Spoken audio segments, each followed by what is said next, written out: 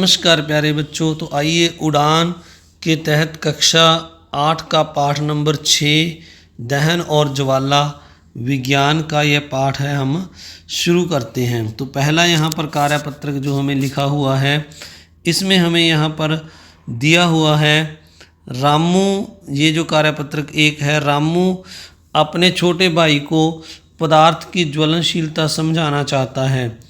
उसने कुछ पदार्थ जैसे कपड़ा, कागज, कांच का टुकड़ा, मिट्टी के मटके का टुकड़े इकट्ठे किए। एक जलती हुई मोमबत्ती की सहायता से इन सभी पदार्थों को जलाने की कोशिश की। उसने पाया कि कागज और कपड़ा जलने लगते हैं, जबकि कांच व मिट्टी के मटके का टुकड़ा नहीं जलते। अब रामू अपने छोटे भाई श्याम से पूछता है, तो वह जो उसका पहला क्वेश्चन है वो क्या पूछता है, ज्वलनशील पदार्थ कौन से होते हैं। तो वह अपने भाई से पूछता है ज्वलनशील पदार्थ कौन से होते हैं। तो इसका उत्तर क्या होगा प्यारे बच्चों, जो पदार्थ जलने लगे, जैसे कपड़ा और कागज जलने लगे, तो जो पदार्थ आग से तेजी से जलते हैं उन्हें ज्वलनशील पदार्थ कहते हैं। अज्वलनशील पदार्थ जो पदार्थ आग नहीं पकड़ते, जैसे कांच था, मटके के कांच का टुकड़ा था, मिट्टी के मटके के टुकड़े थे, ये आग नहीं पकड़ते। तो ये क्या हैं, अज्वलनशील पदार्थ हैं। तो आइए अब अगला क्वेश्चन देखते हैं। तो आगे यहाँ पर लिखा हुआ है, किसी पदार्थ की जल में घुलनशीलता देखने के लिए एक कार्यविधि लिखिए। तो हमने कुछ पदार्थ लेकर उनको देखना है कि वो जल में घुलते हैं या नहीं। तो देखिए यहाँ मैंने आपके लिए एक लिखा है, इस तरह आप भी इस प्रयोग को कर सकते हैं। एक बीकर में जल डालकर बारी बारी से नमक, रेत, पत्थर, चीनी, नींबू का रस घोला जो पानी में घुल जाते हैं। जैसे नमक, चीनी आदि को घुलनशील पदार्थ कहते हैं। यानी जो ये पदार्थ हैं, नमक, चीनी, नींबू का रस, ये पानी में घुल जाते हैं तो इन्हें घुलनशील पदार्थ कहते हैं। और जो नहीं घुलते उन्हें अघुलनशील पदार्थ कहते हैं। जैसे यहाँ पर रेत और पत्थर जो है वो पानी में नहीं घुलता, तो इन्हें हम अघुलनशील पदार्थ कहते हैं। तो आइए अब कार्यपत्रक 2 करते हैं। यहाँ पर लिखा हुआ है, किसी वस्तु को जलाने के लिए कुछ शर्तों की आवश्यकता होती है। तो जो पदार्थ जलता है उसके लिए कुछ ज्वलन पदार्थ शर्तें होती हैं। जैसे पहली यहाँ पर लिखी है, पदार्थ की प्रकृति ज्वलनशील है अथवा नहीं। जो हमें पदार्थ दिया गया है वह ज्वलनशील है कि नहीं। जी, जैसे मान लीजिए अगर लकड़ दी है वो तो जल जाएगी, अगर पत्थर दे दिया तो वो नहीं जलेगा। यानी पदार्थ का नेचर ज्वलनशील है या नहीं। एक निश्चित तापमान, तो जिस तापमान पर कोई वस्तु जलती है वह उसका निश्चित तापमान होता है। जैसे कागज जल्दी आग पकड़ लेता है पर लकड़ थोड़ी लेट आग पकड़ती है। तो इस प्रकार इन दोनों का जो ज्वलनशील तापमान है वो निश्चित है। तो अलग अलग तापमान, एक निश्चित तापमान तक हमें वस्तु को जलाना पड़ता है, फिर उसे आग लगती है।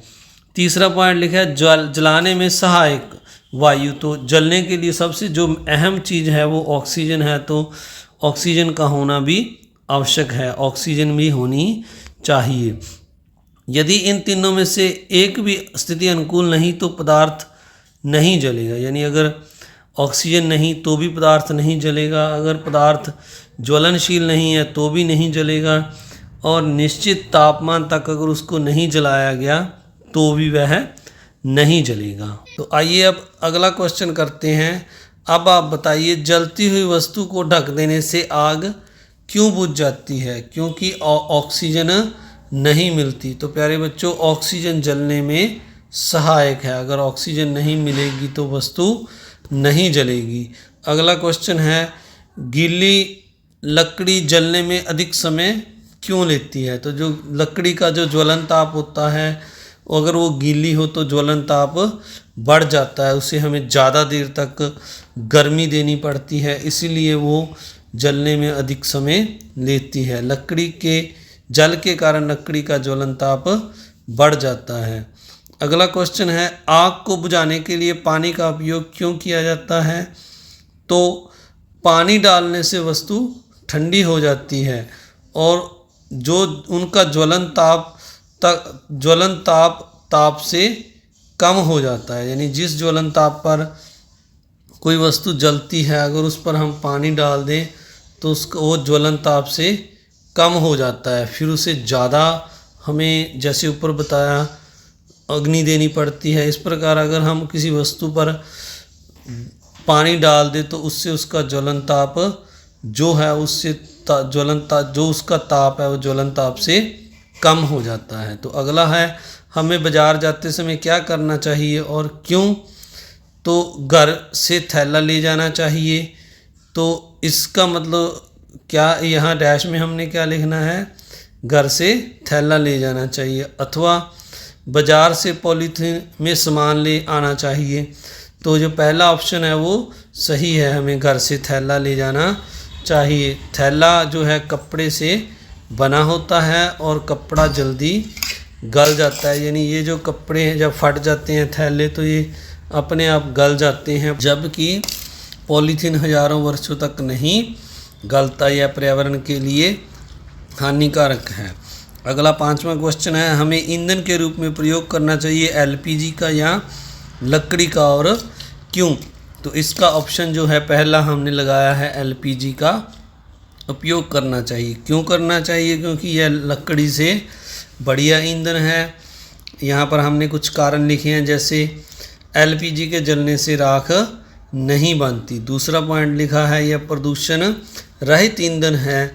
तीसरा पॉइंट हमने लिखा है, यह इसका ऊष्मीयमान अधिक है। तो ऊष्मीयमान का मतलब होता है प्यारे बच्चों, 1 किलोग्राम अगर हम लकड़ी लें और 1 किलोग्राम एलपीजी लें तो 1 किलोग्राम एलपीजी से हमें ज़्यादा ऊष्मा मिलती है, ज़्यादा हीट, ज़्यादा गर्मी मिलती है। इसके अलावा हम एक और पॉइंट इसमें ऐड कर सकते हैं कि एलपीजी का परिवहन आसान है, यानी इसे एक स्थान से दूसरे स्थान तक लेकर आना जाना आसान है। तो इस तरह प्यारे बच्चों आपने यह जो है लेसन नंबर 6 कंप्लीट करना है। मिलते हैं अगली वीडियो में। तो आप सभी का बहुत बहुत धन्यवाद।